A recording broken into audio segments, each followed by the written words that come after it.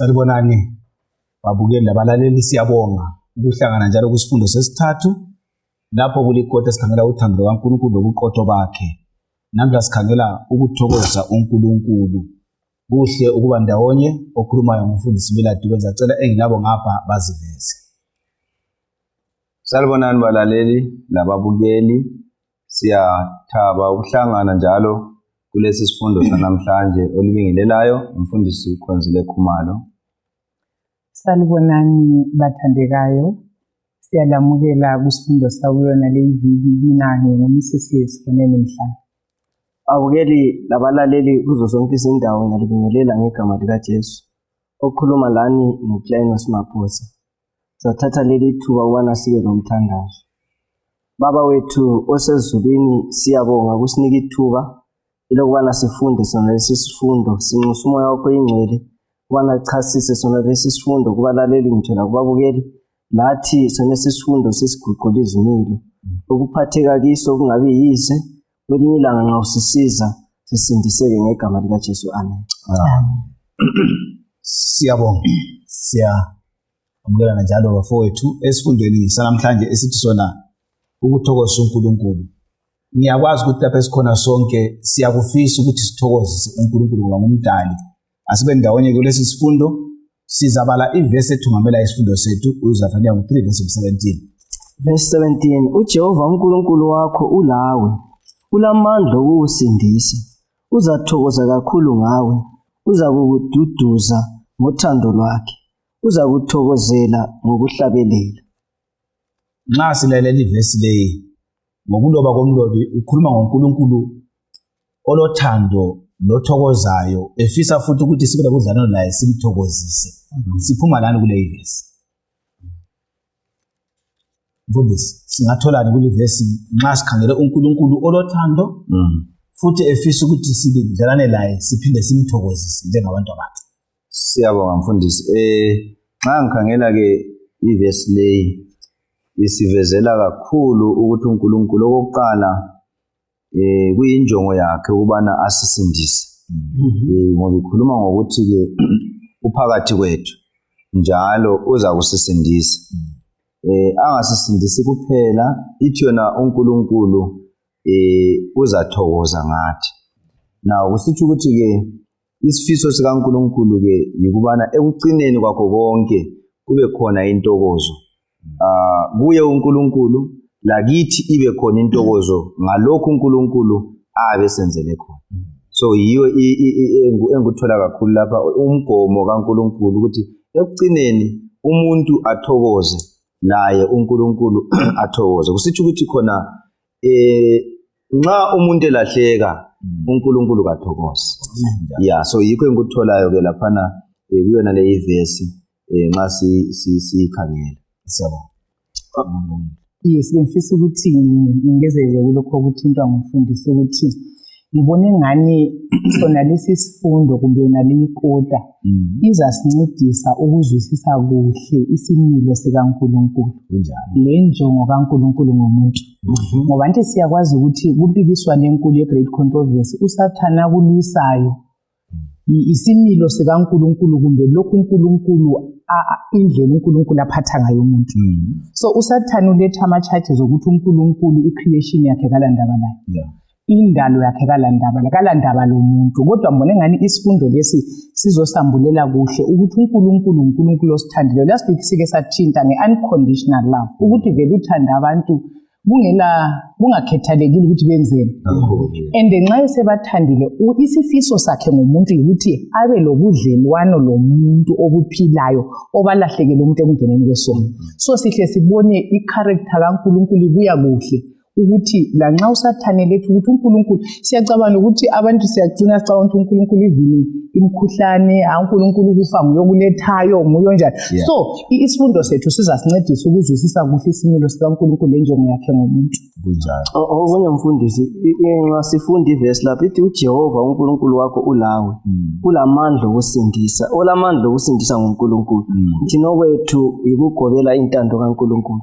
Ngazonke izikhathi azwiseni ukuthi ulathi uNkulunkulu. Amen. Siyabonga abalaleli lababukeli labafowethu lapha. uNkulunkulu kulesi sifundo njengokutsho kukamama lapha ufuna sibe lobudlelwano laye njengezidalwa zakhe bese siba lentokozo alayo esiyithola kuye ngoba thina silayo siza kubamba ke izigaba ezintathu kulesi sifundo namhlanje lapho sikhanga ukuthi uNkulunkulu uthokoza lezi zidalwa zakhe abesetshengisa ukuthi izidalwa zonke ziqhakathekile kuye akula muntu okhangelwa phansi nguNkulunkulu ukuthi uzelwe ngaphi uzelwe njani uphila njani umlimi wonke umuntu uqhakathekile kuye sakuthola phakathi kwesifundo okwesibili sakuthola ukuthi intokozo kaNkulunkulu isizathu kungani letha intokozo ebantwini ukuthi adunyiswe lathi simdumise ufisa ukuthi inhliziyo zethu zigcwale intokozo so kulonxuso esiyafunda ngalo la lokuthi wonke umuntu kumele angene ekuthokozeni uNkulunkulu selokho yena eyintokozo kithi sacina ngokukhangela njalo ukuthi umuntu wonke uqhakathekile phambi kaNkulunkulu siyamdinga uJesu onguye othokozisa uNkulunkulu ukuze nathi simthokozise nxa siloKristu so ke singena esifundweni siyafisa uNkulunkulu asiphathise sonke sibekwazi ukuthi injongo esilayo yikuthokoza uNkulunkulu nanko wakuqala siyakhuluma ngakho sonke indaba siphathiseke ukuthi uNkulunkulu ke uyintokozo izidalwa zonke uyazinxusa ukuthi zimthokozise ngoba ziqhakathekile ebusweni bakhe sifuna ukukhangela uLuka ngo-15 kulapho silendaba yakuqala esiyayikhangela kakhulu lapho uNkulunkulu atshengisa khona ngokusinika isibonelo ngomfanekiso ukuthi usithanda kanganani lathi kumele simthande ngayiphi indlela Luka 15 nxa ungabala uvesi 1 no 2 sesiqhubeka phambili verse 1 ngaleso sikhathi kwasekubuthana kuye abathelisi lezoni ukuza kuzwa imfundiso yakhe kodwa abaFarisi labafundisi bomthetho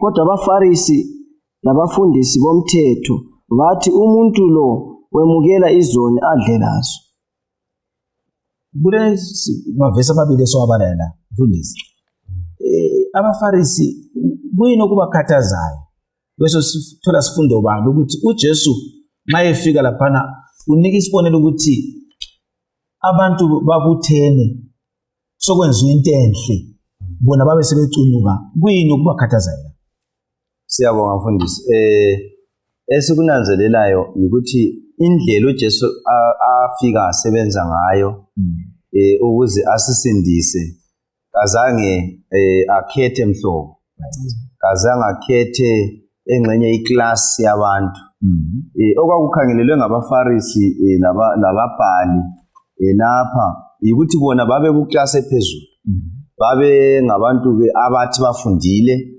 ngokwemfundo yasemhlabeni so babekhangelele ukuthi uJesu kumele adlelane kumbe associate labo kuphela achiyane lalabana abaphansi ngoba nxa kufundwa ngezoni lalaba ama-tax collectors ngabantu ke ababekhangelelwa njengokuthi bona bangcolile so nxa uJesu yena efika eletha ubizo bona yiba basondela ukuthi bamuzwe bona abaFarisi bese besima laphana so yikho ke okusuka ke kuba disturb ngenxa ukuthi bona babezibona beyiba abalungileyo kuyibo futhi abangcwele okukhanya ukuthi uJesu ngabe uassociate labo so yikho ke kuthiwa ke bakhonona ukuthi umuntu lo indaba esamukela izoni esidla nazo so ke ngibona mina indlela uJesu attitude yakhe emuntwini wonke ukuthi kakhethi umuntu bese mbona ke ingozi ebakhona kubaFarisi lapha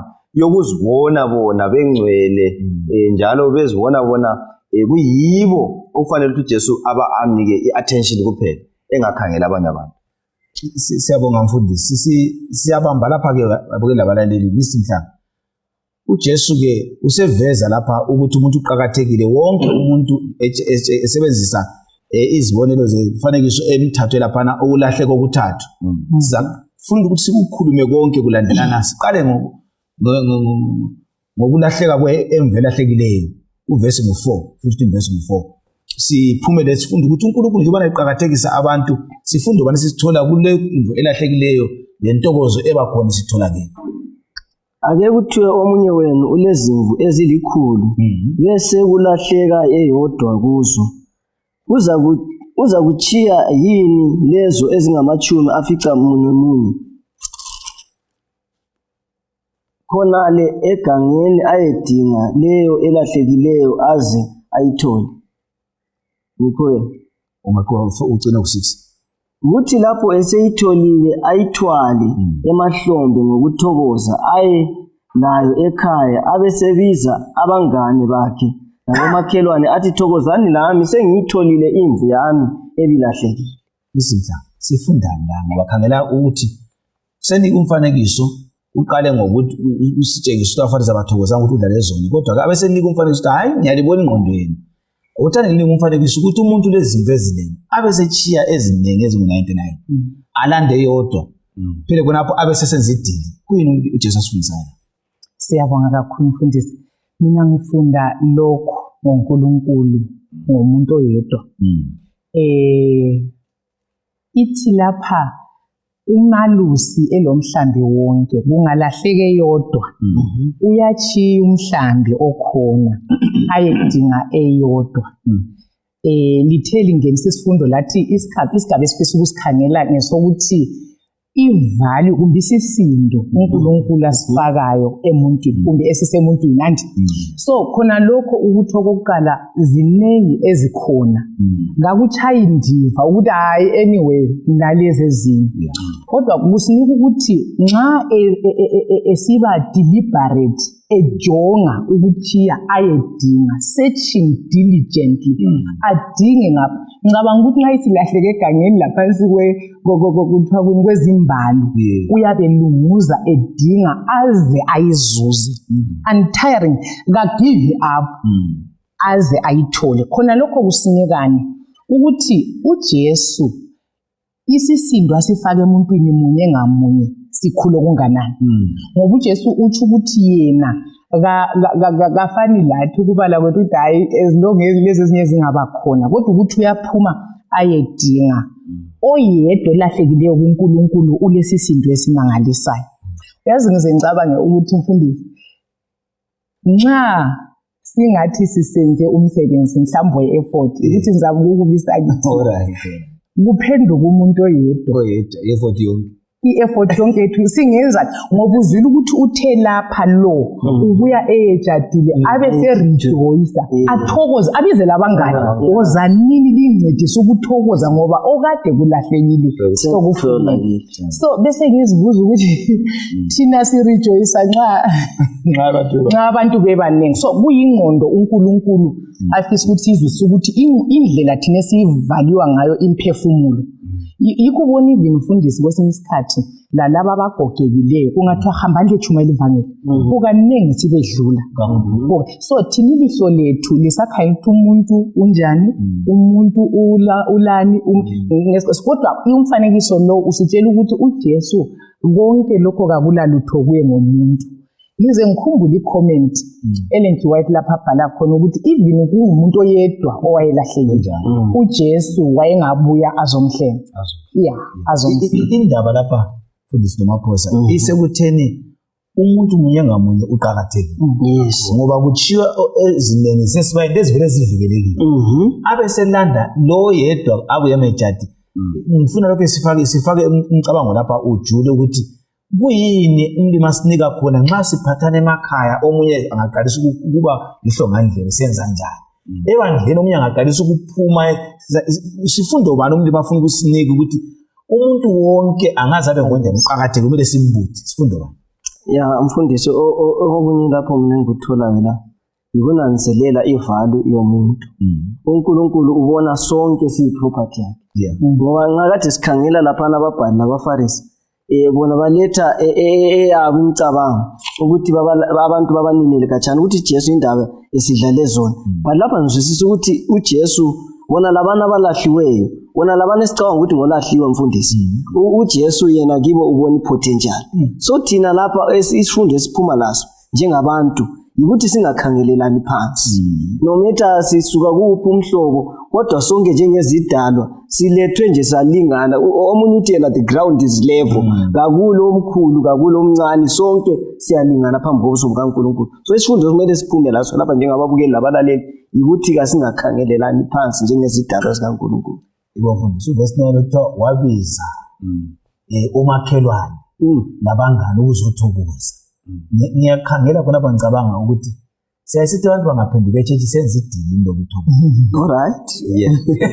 Hayi kakhulu. Ngibona ngani kulesifundo esikhulu sibili esenza ukuthi ke nxa sikunanzelela lokhu sibili kumele simbonge uNkulunkulu ngoba uJesu waletha umfanekiso osincedisayo ekukholweni phinde usincedise even lasekuhlaleni emakhaya njengoba ubuzile ukuthi lanxa uliyimuli omunye sehlamukile sephuma sibili ibona ukuthi uphumile kumele kwenziwe imizamo ukuthi khona ke umuntu lo atholakale ngoba nithathekiswa i-initiative yokuthi undoda lo anjani aphume ukuthi nguphi umuntu ongathi lalezi njengoba elethi lapha udadewethu aphume achiye ngoba kulezinto eziningi ezenzakalayo ekuphumeni indleko lani ukuzazazi oyifumana ngoba kunye futhi engikubonayo i-risk ethathwayo ukuthi nxa uchiya lezi eziku-99 awukwazi ukuthi kuyinokuzasakwenzakalani kizo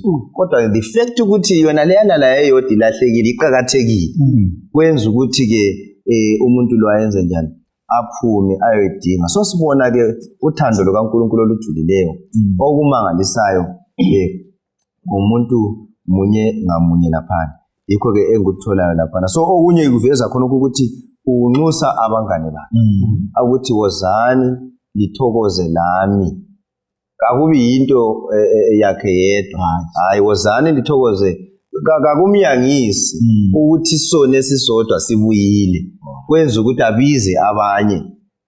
Siyabonga ngicela ukungezelela okunye ukufundisa laphana ukuthi ngike ngafunde inye umlobezi ebuza ukuthi what is the value of a soul ukuthi kambe umphefumulo ulesisindobani kumbe ungathengwa ngani abese sithi nxa kufanele ukuthi sizuze kahle impendulo ufanele siye esiphambanweni siyebona ukuthi umuntu is worth how much so ngikhangela futhi bigger picture yendaba ye lost sheep ukuthi uJesu wachiye eminye imihlaba engawanga eminingi engawanga ukuzolanda uplanet Earth esewele esonweni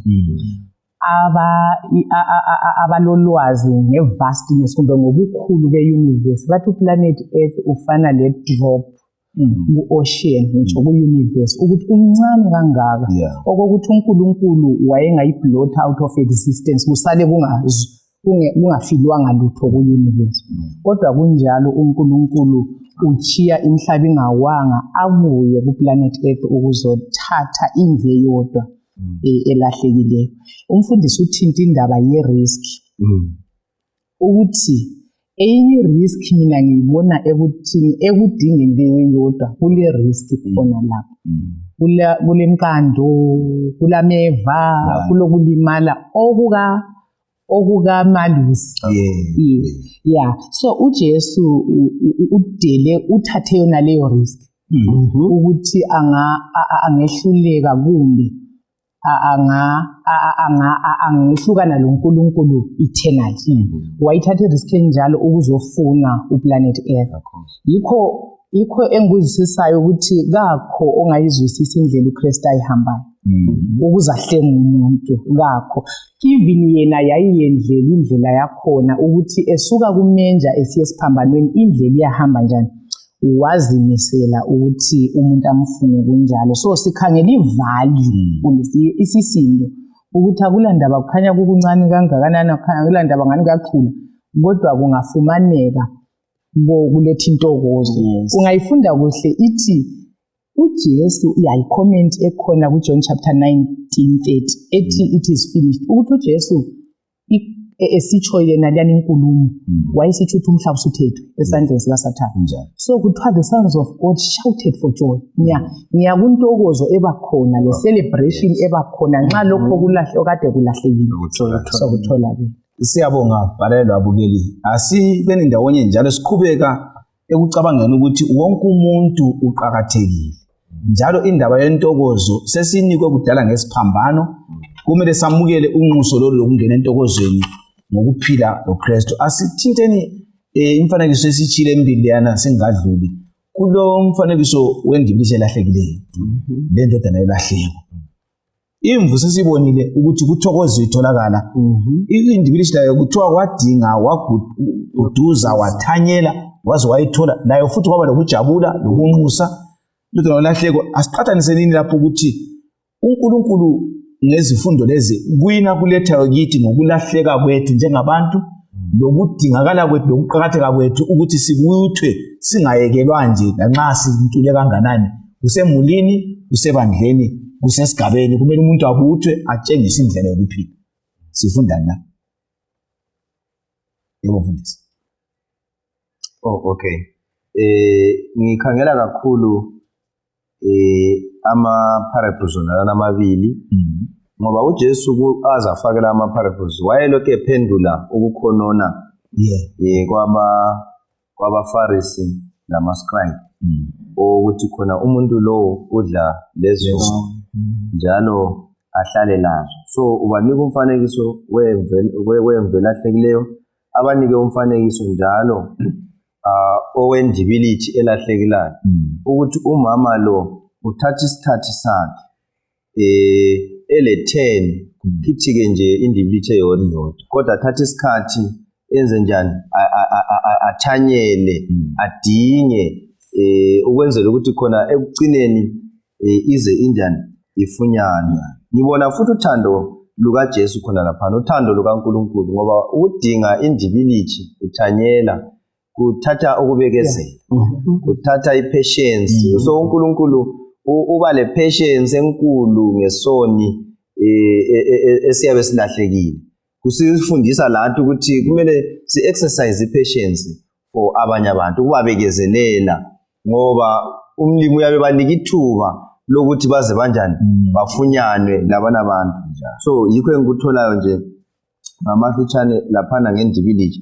Kanti nxa ngikhangela-ke ku parable of the lost son nginanzelela indaba enkulu laphana ukuthi nxa ukhangela ujaha lwana ephuma ethatha isinqumo sokuthi akhulume loyise ukuthi hayi nginika isabelo sami uyise saphila inhlambe enkulu kodwa ke sibona ubaba lo emnika ujaha lo ehamba esiyezweni elikhatshana. So bese sikunanzelela ngizachiyo okunye bazagcwalisa abafowethu lapha bese sinanzelela ukuthi lanxa thina siphumile ngokuzikhethela kwethu uNkulunkulu samthuka ezidwe uNkulunkulu kasilahli ngoba kuthiwa ubaba walo ujaha indodana encinyane lanxa wayephumile wasala elokhu ekhangele indlela indodana yakhe yayinjani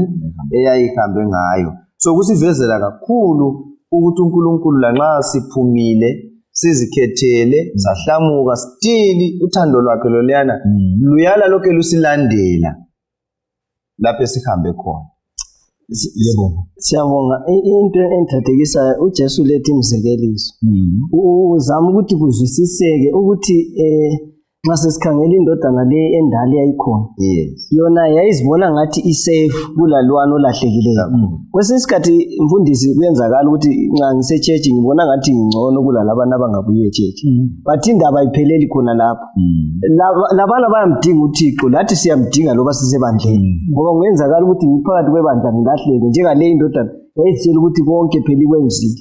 So kumele ukuthi ubaba ayinike something. But ubaba ukakhangela okunengi ukhangela leyana eveli lahlekile ukuthi ayange kube lentokozo kube ledili. Futhi kuba ledili mfundisi into entokozisayo ukuthi kuba ledili elokuthokozela lo obezisukele wayazihambela but nangu sephendukile. Ukubuyisana khonokuyana kuletha intokozo. Ngezinye indlela sithi kulabo esihamba siyechumayela kibo baphenduke ebandleni.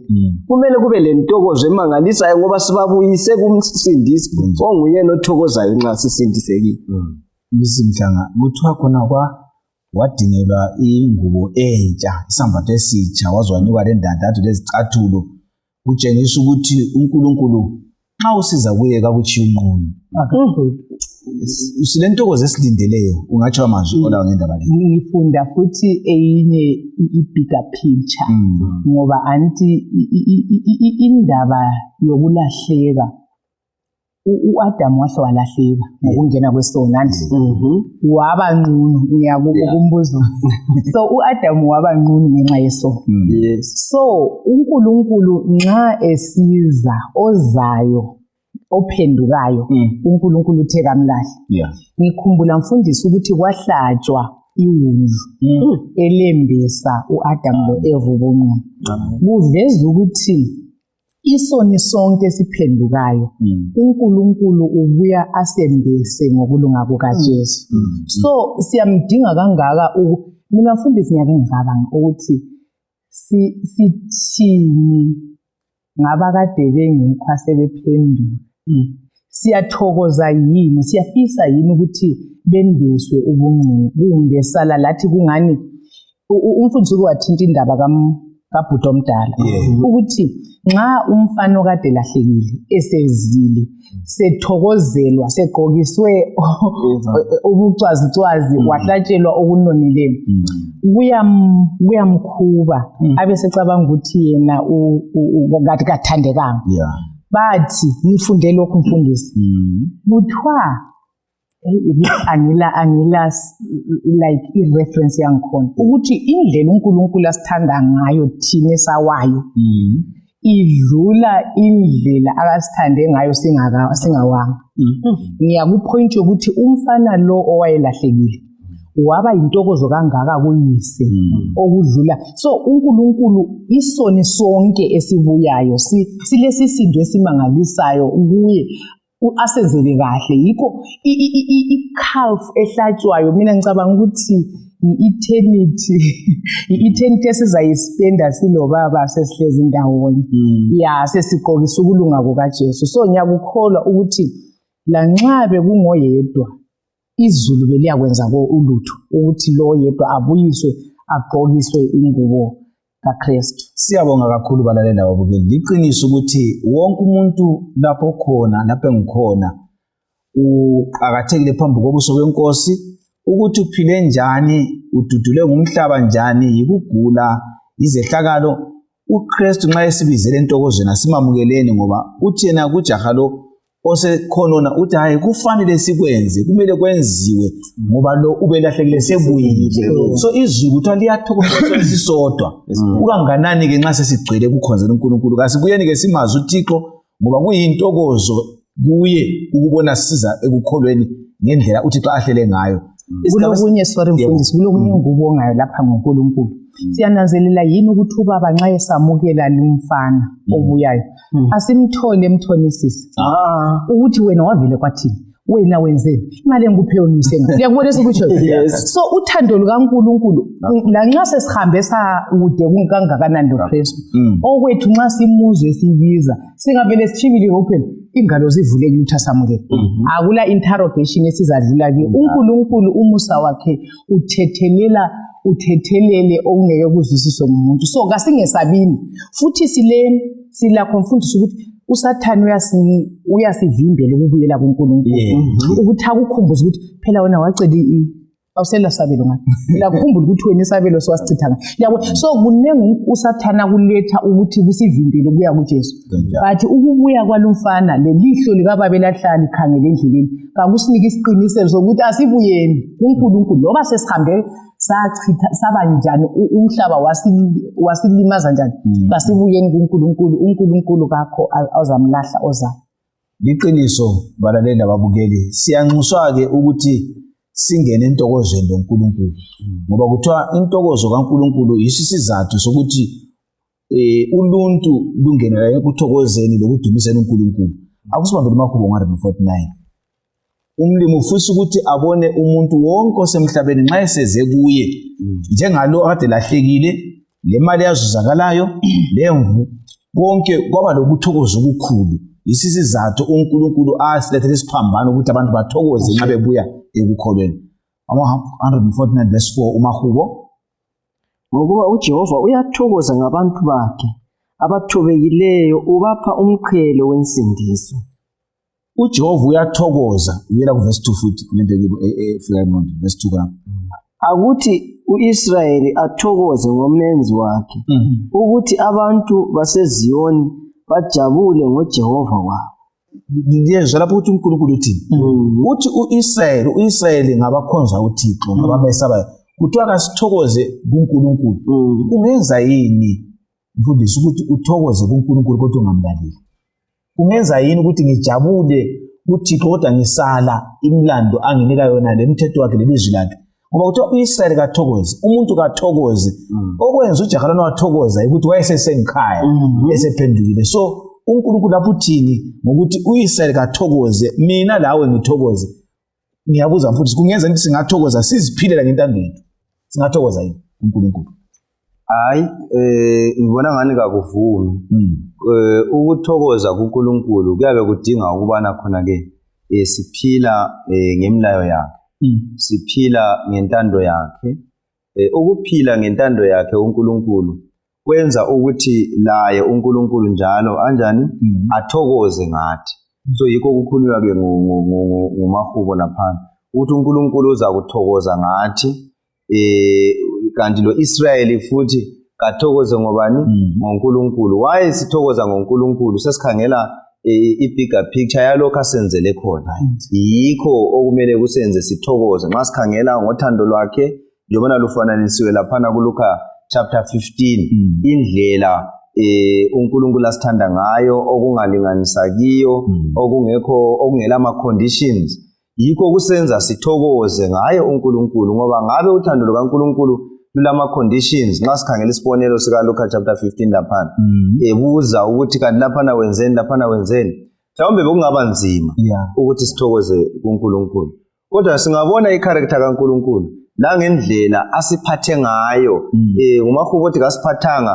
ngendlela okufanele iziphambeko zethu so khona lokho ke yikho kusenza senjani sithokoze ngoNkulunkulu ngoba uthando lwakhe luyamangalisa uPaul uFilipi uthena ngiyathokozana enkosini ngiyaphinda njalo thokozana so liyabona yini ukuthi indaba yokukhonza uThixo ngentokozo ungabona ngisasindwa kukhona kumele ngikulahle so nxa siza kuNkulunkulu lapha abaleli babukeli sibizele ukuthokozeni kuNkulunkulu yikho lapho sithina asithokozeni ngoba uNkulunkulu ungwentokozo ufuna ukukhuluma mfundisi okungenza ngifisa ukukhuluma ukuthi nje sikhangele isibonelelo sika chapter 15 intokozo ibuya kule nkambo so lathi njengababukeli labalaleli esiKristwini sethu sile nkambo nxa inkambo ibuya emva kwenkambo sokubuya intokozo uThixo uthokoza nxa esibona sithokozile so nxa singathokozanga uThixo akathokoza ukwathinta amanye amabala lapha ukwathinta umfundisi ukuthi kulebala elithi happiness lokhuyana kubuya ngesikhatshana nje kudlule but intokozo le esikhuluma ngayo le ejoy ihlala ikhona kayisuki so kumele ukuthi vele sithokoze ngoba uNkulunkulu unjani uyathokoza ngisimhlanga uyangikhumbuza ngayo khona lapha ukuthi kule ngoma engikhule ngihlabe ethi if you want joy really joy let Jesus come into your heart amen xa ufuna ukuthokoza lentokozo vuma uJesu angene kuwe uZefaniya 3 verse 14 la uyakhuluma ukuthi hlabelelanini madodakazi eZiyoni liklabalale lina Israyeli lithokoze lijabule enhliziyweni zenu so umuntu nxa esele uKristu ngisimhlanga intokozo bakhona kungavuma umuntu athokoze uKristu ngekuphakathi kule ngifuna ukugcizelela kulalokho mfundiso okuyintokozo le ngicabanga ukuthi incazelo yentokozo ngokweBhayibheli ichiyene lencazelo yentokozo esilayo nje njengabantu ngoba kwesinye isikhathi mina ngingayazi ngathela okumnandi ngizikholisele ngicabanga ukuthi ngisentokozweni kodwa intokozo lethwa esifundeni lesi ukuthi intokozo ebuya ngoba ngizwisisa isafety ukuhlaliseka ukuthi ngiright anti lekusasa isafe ngoba as long ngilo Jesu vele sengilezinto zonke even ezitemporary mfundisi engizidinga ngaphansi kwelanga sengile ntokozo vele already ngoba vele isithembiso salo engilaye uthe lokhu uza kugcwalisa so impilo yokuba lo Jesu iyimpilo yentokozo ayikhona yokuthaba ukuthi ngumaphosa ukuthaba kuba kubiswa ngama circumstances anti ukukhathesa ngithabela ibirthday khathesa ngithabela ukuzuza ipresent khathesa ngithabela kodwa intokozo ngizwisisa ukuthi kuyinkambo So sithokoza kuthiwe lapha sithokoze kuthiwe uIsrayeli kathokoze ngoba uNkulunkulu uyathokoza ngaye. So sithokoza kuphela mfundisi nxa sizwisisa ukuthi uNkulunkulu uyathokoza ngathi. So nxa si at peace with God, nxa uNkulunkulu ethungamela impilo zethu sisentandweni yakhe siyahlaliseka futhi sithokoze.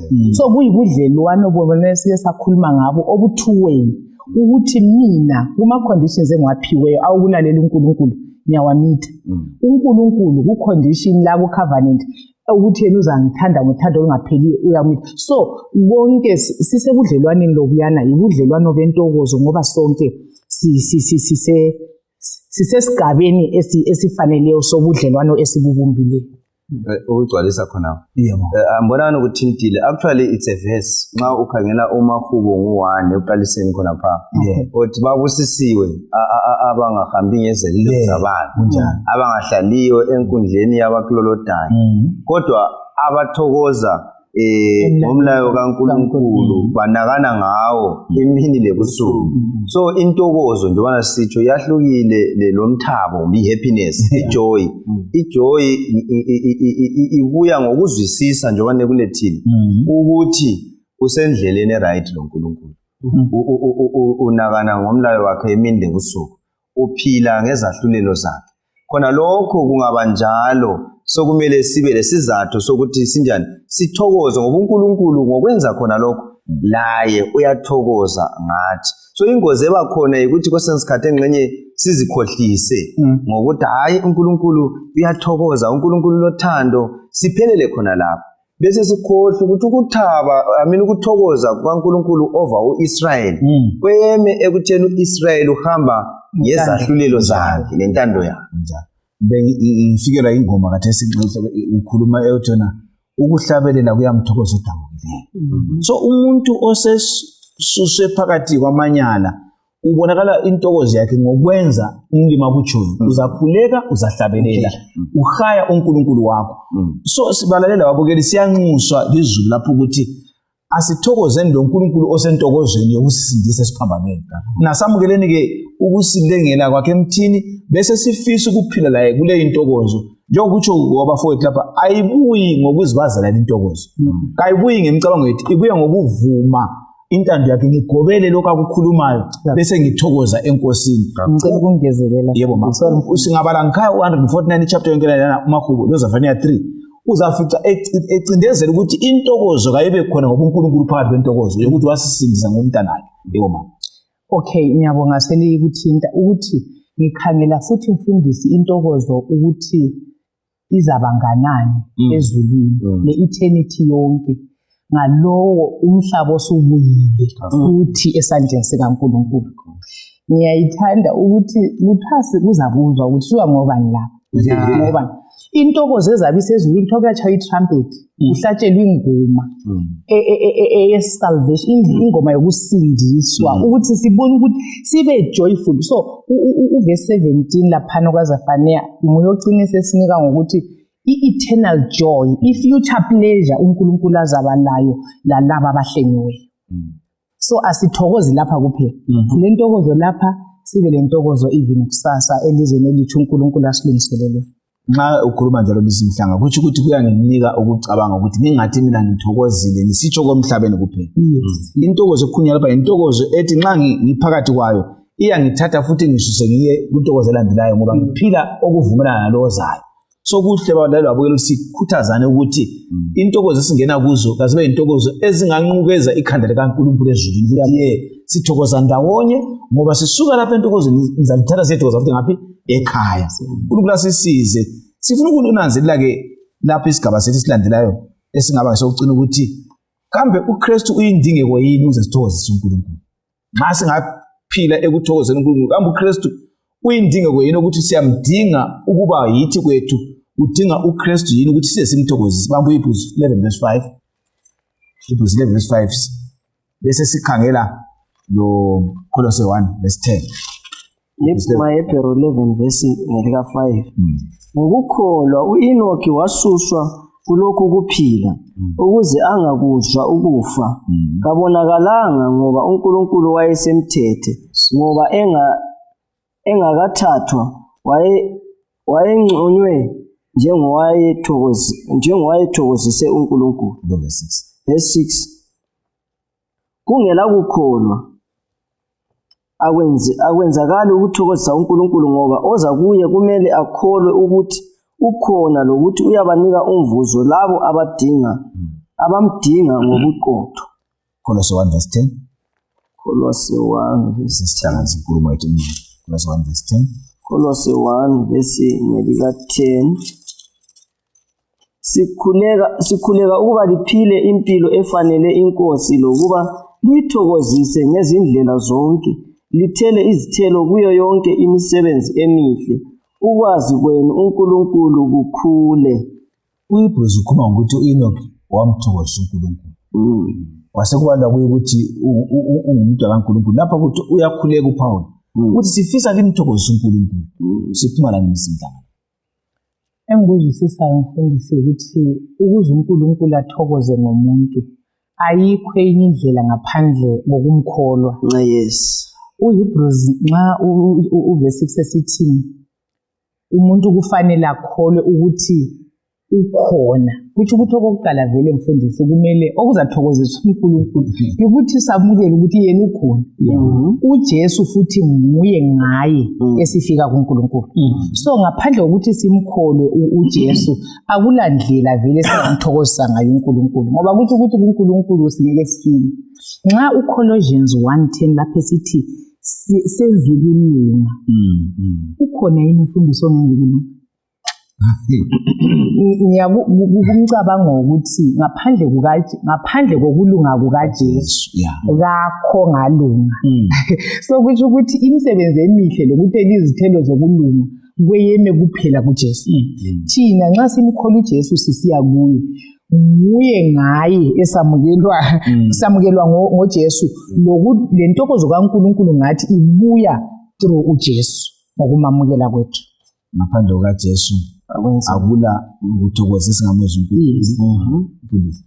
Ya mbona ngani usekulethile laphana udadewethu ukuthi sinxuselwa ukubana simthokozise uNkulunkulu.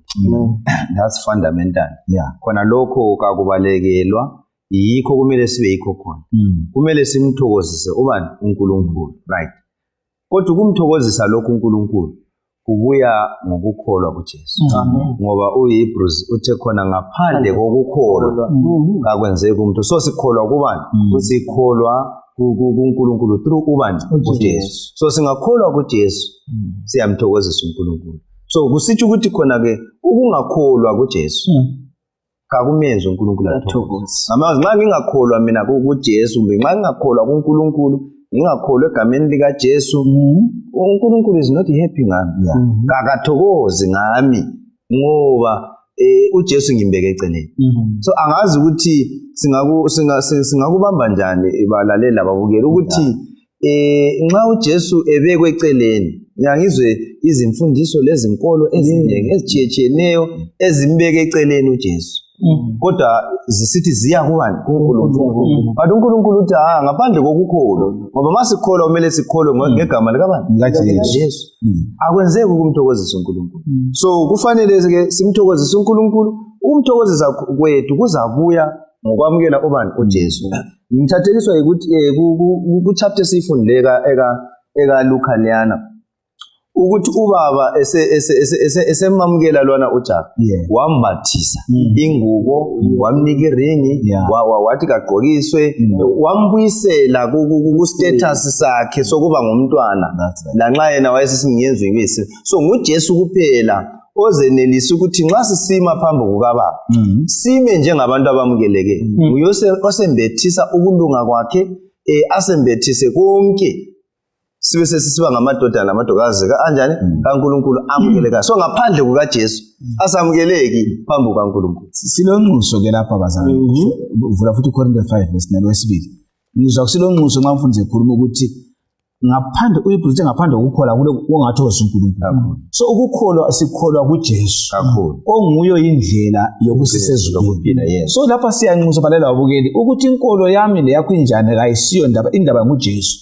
Nguye ongayenza sibe lekuthokoza ngoba nguye ozakwetshata limve yimi lawe eyibisela kubaba lapho siphume khona lunxuso ke silinuka ukuthi angeke simthokozise uNkulunkulu ngaphandle ukuthi samukele uJesu abe nguye khuluma khona ezaba levisi bengifuna ukuthi kule ndaba engifuna ukusiyithinta ukugcizelela lokho okuthiwa ngumfundisi uKhumalo ukuthi mfundisi nxa uNkulunkulu esithi sithokoze nxa siletha vele intokozo yethu kuNkulunkulu ngokukhonza la ngokubonga sikuletha njani nxa uJesu simsusa simbeke eceleni ngoba ukuya kwethu kuNkulunkulu ungafunda umaHebheru 13 lapha ivesi ngo15 uthe ngoJesu nguye uJesu esilethani izibongo zenu lethani imihlatshelo yenu so ukubonga kwethu lejoy yethu lokukhonza kwethu kwamukeleka kuphela nxa kusiza ngoJesu ngoba kukodwa vele mfundisi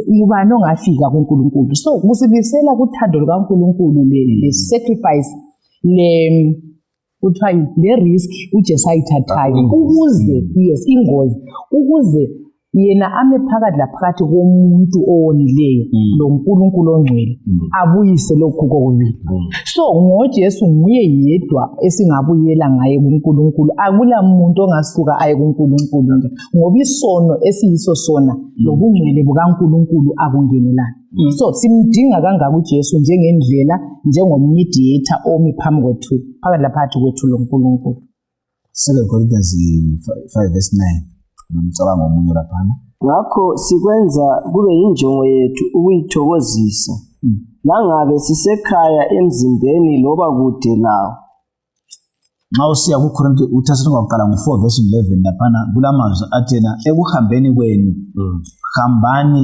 lithokozisa uThixo lingezelela ukumthokozisa umuso lolo luzayo balaleli babukeli lokho liqhubeka ngoba sifunda ukuthi ukuthokozisa uNkulunkulu yena luthando enobuqotho so sinxusela ukuthi ekuhambeni kwethu ekukholweni kwethu sisithi singamaKristu singabantwana bakaNkulunkulu asimthokozisenini uNkulunkulu njani sebekhulumela lapha bafowethu ukuthi ngokwamukela uJesu njengomsindisi siyamthokozisa ngoba kuyiyo indlela engaveza ukuthi yena ungubani thina bese siphila ngendlela yakhe mfisa ukuthi sikhangele futhi uHebrews 13 laphana u15 no 16 ukhuluma u15 kuphela kule mcabango omunye ufuna ukuxoxa laphana uverse 15 no 16 lokho esikhuluma ukuthi asimthokoziseni uNkulunkulu ngoba sonke ngamaKristu lesingabantu abadalwa nguNkulunkulu kuthiwe isifundo siqhakathekile umuntu enatha utshwala uqhakathekile angananzelela uNkulunkulu uqhakatheke kangakanani kuye uzambona kumbe ngiphila impilo banenzima uJehova nxa isikhangele bazalwane sonke uyasifuna ekhaya kasibuyisaneni naye njengandodana yolahleko sibuye kukholweni verse 15 no 16 uthi Hebrews ngakho ngoJesu kasinikeleni njalo kuNkulunkulu umhlatshelo wokubonga isithelo sezindebe ezivuma ibizo lakhe njalo lingakhohlwa ukwenza okulungileyo kanye lokwabela abanye ngoba uNkulunkulu uyathokoza ngemihlatshelo enje imihlatshelo kuthiwa nxa isiyenza ngoJesu uNkulunkulu uyathokoza yes so kuthi kule minye siyenza engakungala Jesu phakathi iyamcuna amen ngifuna ukunika isibonelo bangithi kubuhlungu imihlatshelo yethu yokuthethela kayi kuJesu kakho phakathi kuthiwa esiyenza silo Jesu ithokoza izulu loJesu uyathokoza lathi sinikwa leyo ntokozo sithi ngamavesi la alright mfundisi mina lapha ngithola enye indaba enhle la ukuthi nxa imihlatshelo leyilungile kuhle sabelana sike sananzelela indaba yokugcwala intokozo leyo kabulimi igcwalile yaphuphuma ayizange yanika umgoqo thina kade singaba lentokozo ngikhaya ukuthi sibizane emthimbeni uyakhetha abantu mfundisi ayisiwo bonke ongababiza ukuthi kube injabulo but uyakhetha ukuthi hayi laba but lapho ithena nxa selikwenzile lokho kwabelani abantu bonke uthi ukuthi nxa sesile njabulo lentokozo le kasikhethi umuntu ngoba uNkulunkulu usithandile yikho libone ethethe risk wasinikela ngendodana yakhe ngabe bizafela maybe abantu abathile but indodana le kayifela abantu abathile ifela wonke umuntu okholwayo so sidinga uJesu ukuze sabelane konke umlimi asibusise ngakho siyabonga balalela babukeli Gxila kakhulu ekutheni asibuyisane noJesu Kristu ngoba nguye osinika intokozo. Selokhu isifundo sithi sona ukuthokoza kuNkulunkulu. Sithokoza silayi. Singenza njani mfundisi ukuthi sitshengise abantu ukuthi wonke umuntu phambi kobuso bakhe uqhakathekile. Kulolu thando esilufundayo kathesi nxa solukithi kuyini esingakwenza ukuvezela abanye abangananzela ukuthi hayi akula muntu ongaqhakathekanga. Indodana yelahleko yayiqhakathekile, indivilishe elahlekile yayiqhakathekile, ngitsho lemvu yayiqhakathekile. Kuyini esingakwenza ukuncedisa abantu ukuthi bazalwane asizeni kulolu nquso ngoba siqhakathekile sona. Siyabonga mfundisi. Nginanzelela ingozi engaba khona ukuthi sibe ngamaKristu ngamabizo. Alright. Uthando lolu lukaNkulunkulu singakalunambithi. Ngoba nxa singakalunambithi uthando lolu singaba ingozi kithi, sibe ingozi la kulabo abasizungezileyo. Siba yi-hindrance, siba ngumgoqo ekutheni abantwana bakaNkulunkulu babona ukuthi baqhakathekile. Ngoba nanzelela ubhuti omdala kanti njengoba kwakuthokozwa wayena engazange athokoze. Ngilokho ngizibuza ngoba ukuthi ngoba ivesi ungafunda uvesi 29 wagcina lokho phandle. Asikwazi ukuthi wangena yini at the end ekugcineni. Kodwa kuthiwa wayelokho phandle ngoba ubaba waze waphuma wamlanda phandle wamncenga ukuthi hayi. So ukuthi yena ukuba kwakhe laphana egumeni wayekhona but yena ekhangelele inzuzo. So engelalo uthando ubaba anjani alalo. So mina engunanzelela ukuthi kasikhulekeleni ukuthi khona ibhedeni kababa kumbe ibhedeni kumbe umthwalo ubaba lawo ngabantu ibe yiyo esilayo lathi. Ngoba ubaba wayele bhedeni ngomntanakhe to an extent ukuthi even laye lo wayesesalela phandle wamlanda. So lathi singabanjalo kuzasincedisa ukuthi khona uthando lolu silunika abantu ngoba silomthwalo ubaba alawo lathi sibe lomthwalo ofana nayo. Uthando lolo nxa solukithi kuzaba lula ukuthi abantu sibatshengise ukuthi hayi uThixo uyakuthanda. La nxa ungabe usungene egodini elinganani umlimo ulokhe kudinga wena awubhilongi la ubhilonga ngaphi. Siyabonga Msimhlanga.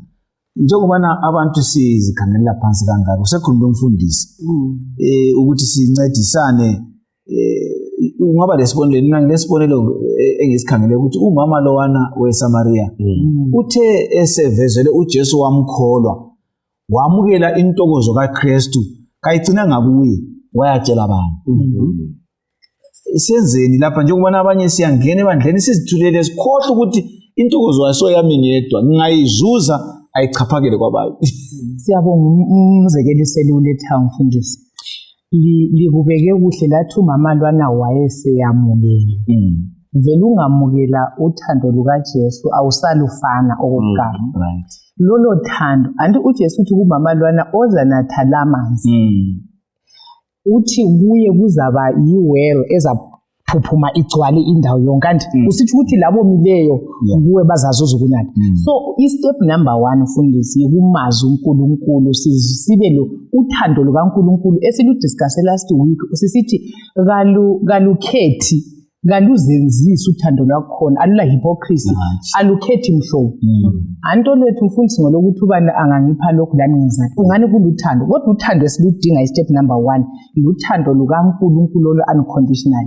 Singahlalwa nguNkulunkulu ukuthi uthando esiyabe sesilalo luzachaphakela kwabanye. Yikho uNkulunkulu esithi wothanda uNkulunkulu wakho inhliziyo yakho yonke la ngomoya wakho wonke khona lokukhana kungenzakala.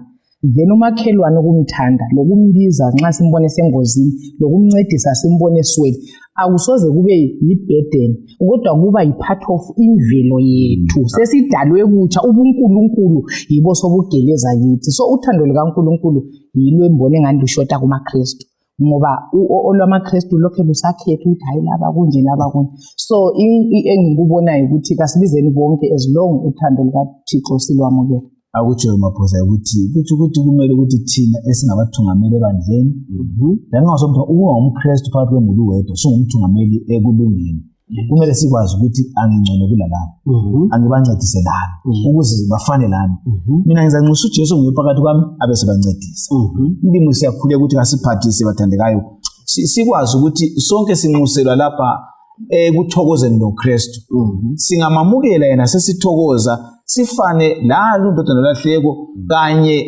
lemvu ejatwayo mina uthe ukhuluma mfundisi ngazibuza ukuthi ubaba waphuma wamlanda wagijima kodwa kwagcina yena engangenanga kungenza singalibala silande ngoJesu khona lapha isuke ezulwini sisale singangena ngembusweni kodwa silandile lapha esikhona ukuthi asibizile umlimi asiphathise siyabonga ababukeli sinike amazwi akho okugcina sasinika okugcina umama Steve bese sigoqa siyabonga hayi ebengikutsho ukuthi singikhulekela ukuthi uNkulunkulu balaleli lababukeli ezindaweni zethu sinanzelele ukuqhakatheka komuntu phambi kwaNkulunkulu ngoba sesingaxabana loNkulunkulu ngendlela engathritha ngayo umuntu ngoba ungakhangela isifundo lesi esisifundileyo uLuka 15 uveza indlela umuntu aqhakatheke ngayo kuNkulunkulu so indlela engamthritha ngayo umuntu uNkulunkulu angeke athokoza ngami ngendlela yena amthanda ngayo umuntu babukeli labalaleli singamagugu kuThixo okumele ukuthi sizinanzelele ukuthi sathengwa intengo elohlonzi so sonke njengababukeli labalaleli kasikhangelenini uthando uJesu asenzele lona so kumele sikhangelane ngendlela uJesu asikhangela ngayo siyabonga sithokoza abazithandekayo nxa sifika ekugcineni sicela ukubonga uThixo ukuthi namhla sikhuthaziwe safundisa ukuthi sibonge sidumise sithokoze uNkulunkulu asambeni siyekhulekela ukumthokozisa ngokwamukela uJesu njengomsindisi bese siphila ngelizwi lakhe konke esikufundile amavesi siwafundile waphinde wabale aza ikakhulu indaba yesizibalile ezintathu ezolahleko ziyasidonsele ukukholweni ngoba siqhakathekile sisezimulini semabandeni asibuthwe ngeNkosi bese sifika esithokoza kaNkulunkulu nima siphathise nxa siyangena esifundweni esilandelayo ngasinika olakho usinika umthandazo siyabonga babukeli labalaleli ngibone ngani esikudinga kakhulu ikuzwisisa injongo kaNkulunkulu ngomuntu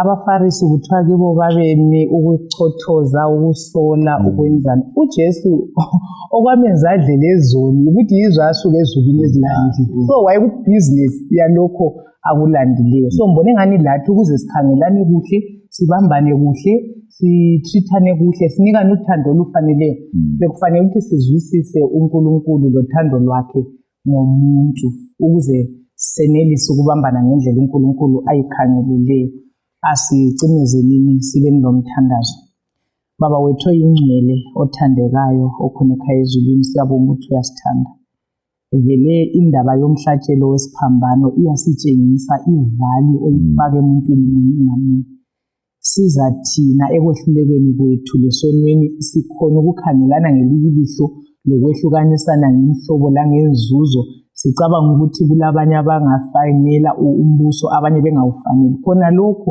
kuyikuthi inhliziyo zethu naturally zonakele kodwa besicela usisize usiphe inhliziyo entsha epompoza ngothando lukaJesu olu-unconditional olungakhethiyo olungehlukanisiyo singenelisa ukuzuza leyo nto luthando lwakho konke okunye will fall into place siyabonga umusa wakho sicela usanele sonke ngoJesu inkosi amen